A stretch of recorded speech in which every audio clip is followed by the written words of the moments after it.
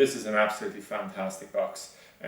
Anybody who has worked with, would say, Freesat Plus boxes will know Humax are way ahead of all the competition in terms of the features and in particular the reliability of the Freesat boxes. And for that reason, they're the only ones that we've stocked for a large number of years, simply because they're so reliable. When we open the box, what comes inside it here? Well, basically we have the following: the HDMI lead with a set of AAA batteries, we have a user manual advising on the setup.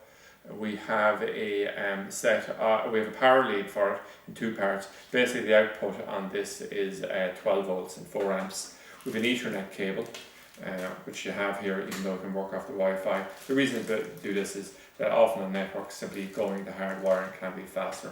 And then we have the remote control here as well.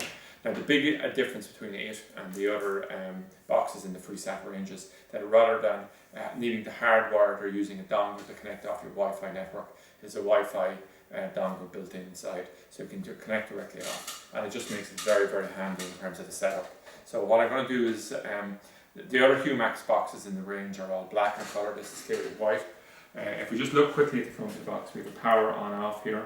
We have plus and minus here, channel up and down, and we have a USB port here. There's a little cover on the front of it here, and it comes obviously with free time here as well, okay? What we have here then is, if we just turn around and look at the back of the box, I'll just mention in relation to free time and things like that, the ability to use that services, it's often controlled really to UK IP addresses. There is ways around it and things like that, but generally anyway there's a restriction there. But those type of free time services, very, very popular. If you come along, simply because of the flexibility it gives and when you view your programs.